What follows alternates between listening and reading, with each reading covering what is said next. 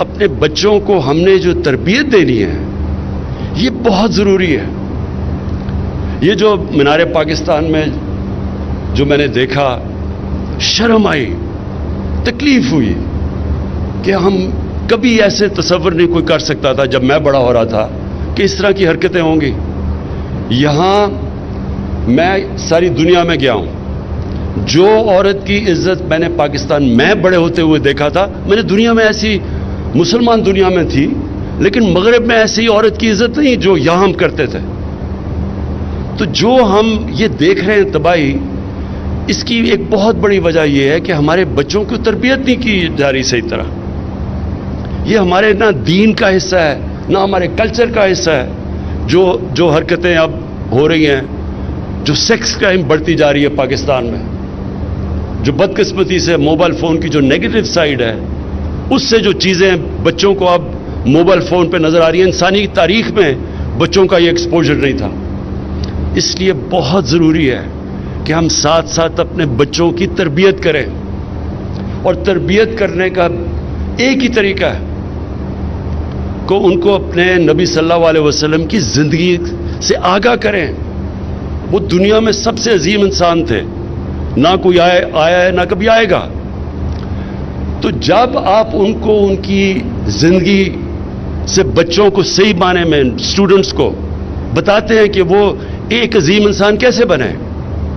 کوئی دنیا میں جو بھی سکسیسفل لوگ جن کو ہمارے بچے فالو کرتے ہیں، میں عام دیکھتا تھا ایک وقت بل گیٹس یا اسٹیو جابز یا اور بڑے نام جو کامیاب، ایک وقت ڈونلڈ ٹرمپ کی کتاب یہ پڑھا کرتے تھے. میں آج سے 30 سال کی پہلے کی بات کر رہا ہوں. تو جو کامیاب لوگ ہوتے ہیں ان کو لوگ پڑھتے ہیں کہ ہم ان کی کامیابی کا راز کیا ہے.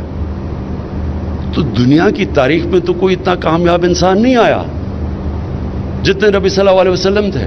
اور اسی لیے قرآن میں حکم دیا گیا کہ ان کی زندگی سے سیکھو، ہماری بہتری کے لیے. اللہ تو بے نیاز ہے، وہ جو حکم کرتا ہے قرآن میں وہ ہماری بہتری کے لیے ہے. تو ہم جب تک اپنے بچوں کو پوری ان کی زندگی سے آگاہ نہیں کریں گے، کدھر سے وہ کدھر گئے، کیسے انہوں نے دنیا میں تاریخ میں سب سے بڑا انقلاب لے کے آئے، وہ کیا کوالٹیز تھی انہوں میں، وہ صادق اور امین تھے.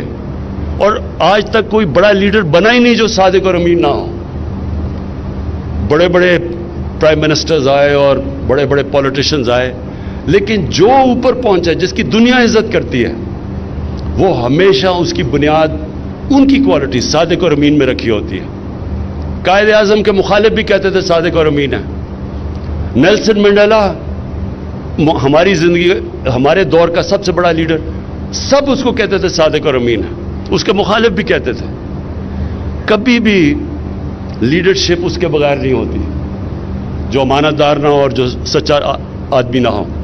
تو وہ جو ان کی کوالٹیز ہیں جس نے ان کو ایک انسان کو اتنا عظیم انسان بنا دیا اور دنیا کا نقشہ بدل دیا، وہ ہمارے بچوں کو ان کوالٹیز کا پتہ چلنا چاہیے.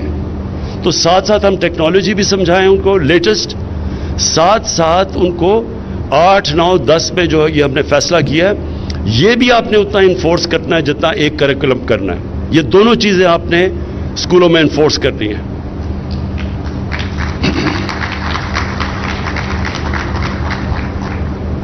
میں آخر میں مراد آپ کو مبارک دیتا ہوں. جو مجھے آپ میں چیز پسند ہے وہ یہ کہ آپ میں اس سبجیکٹ کا جنون ہے.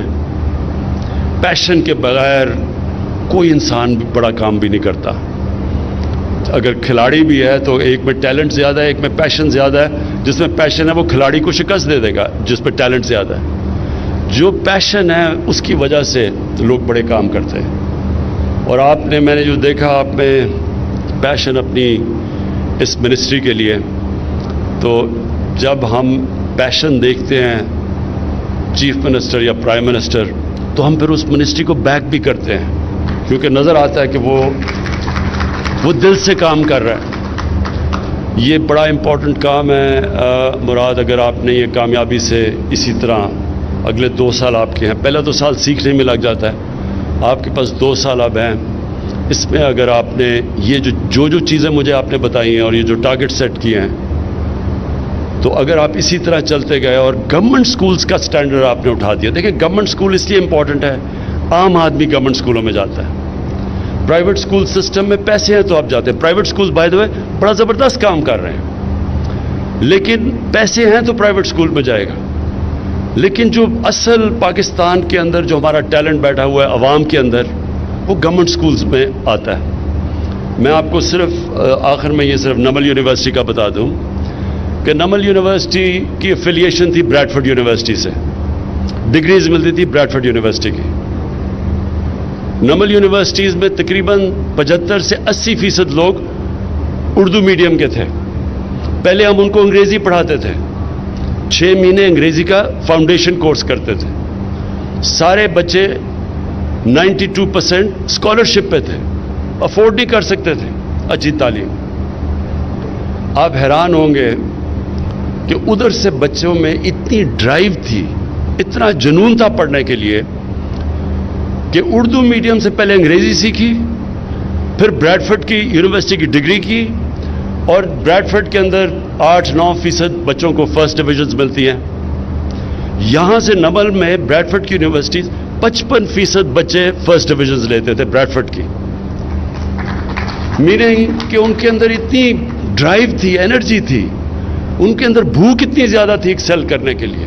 اس لیے ضروری ہے کہ ہم اپنے گورنمنٹ سکولز میں کوالٹی ایجوکیشن دیں. میں جب بھی ادھر آتا ہوں لاہور میں اور آپ کی پریزنٹیشنز لیتا ہوں کہ مختلف ایریاز میں آپ کیا کام کر رہے ہیں, جس طرح آج میں یہاں آیا ہوں اور مراد راس نے یہ مجھے بڑی ڈیٹیلڈ تعلیم کے اوپر پریزنٹیشن کی, تو میں ہمیشہ یہ سوچتا ہوں کہ آپ کی اتنی آپ کام کر رہے ہیں. آپ نے وہ کام کیے ہیں جو کہ پنجاب میں کیا پاکستان میں اور کوئی صوبہ نہیں کر رہا, لیکن کسی کو پتہ ہی نہیں ہے, کسی کو پتہ ہی نہیں چلتا کہ آپ کیا کر رہے ہیں. لوگ کہتے ہیں جی پنجاب تباہ ہو گیا, پنجاب میں بربادی آ گئی, اور وہ اس کی وجہ یہ کہ اچھے کاموں میں آپ اپنا نام سامنے لانا ہی نہیں چاہتے. آپ چپ کر کے کام کرتے رہتے ہیں اور لوگ تنقید کرتے ہیں, یہ ہے وہ ہے وہ ہے. آپ کو یعنی پچھلی جو حکومت تھی وہ اتنا سا کام کرتی تھی, اتنی پروجیکشن تھی. آپ اتنا کام کرتے ہیں, آپ کی اتنی سی پروجیکشن ہے. سو دیکھیں, یہ جو آپ نے آج مراد یہ پریزنٹیشن دی, آپ کو پوری طرح علم نہیں کہ یہ اس میں کتنے بڑے کام کیے آپ نے. وہ اس لیے کہ ہمارے ملک میں بدقسمتی سے تعلیم کے اوپر زور کسی نے دیا ہی نہیں, تعلیم پرائرٹی نہیں تھی. اور پھر جو ہماری جس طرح کی ڈیموکریسی رہی ہے اس میں یہ ہوتا ہے کہ اب 5 سال کے بعد الیکشن ہے, اور جو پچھلا دور تھا یعنی کہ 88 سے لے کے 99 تک, تو وہاں تو صرف 2.5 سال گورنمنٹ چلتی تھی. تو جب جو بھی پاور میں آتا تھا وہ یہ سوچتا تھا کہ میں وہ کام کروں, اگر میں نے میٹرو بنانی ہے تو 5 سال تک کمپلیٹ ہو تاکہ میں اس کے اشتہار دے کے اور اگلی الیکشن جیت جاؤں. نہ اس ملک میں ڈیمز بنی. آج یہ آپ سوچیں کہ ہمیں سستی اور صاف بجلی مل سکتی تھی پاکستان میں اگر ہم صرف ڈیمز بنا دیتے, پانی کے اوپر بجلی بنا دیتے, جو کہ بنائی گئی. جو افسوس سے مجھے کہنا پڑتا ہے کہ اس ملک میں ڈیموکریٹس نے نہیں کیا, ملٹری ڈکٹیٹر نے جو 2 بڑی ڈیمز بنائیں, اور اس سے کتنی دیر تک پاکستان کو فائدہ ہوا, ہماری انڈسٹری کو, لوگوں کو سستی بجلی ملی ہمیں. لیکن اس کے بعد کسی نے سوچا نہیں کہ آگے کا فیوچر جنریشنز کا کیا بنے گا, اور ہم نے سب سے مہنگی بجلی اور وہ بھی امپورٹڈ فیول کے اوپر بنا لی, کیونکہ کوئی دور کی سوچ نہیں تھی, شارٹ ٹرم تھنکنگ تھی. الیکشن آئے گا, یہ چیز کو میں بیچوں گا اور الیکشن جیت جاؤں گا.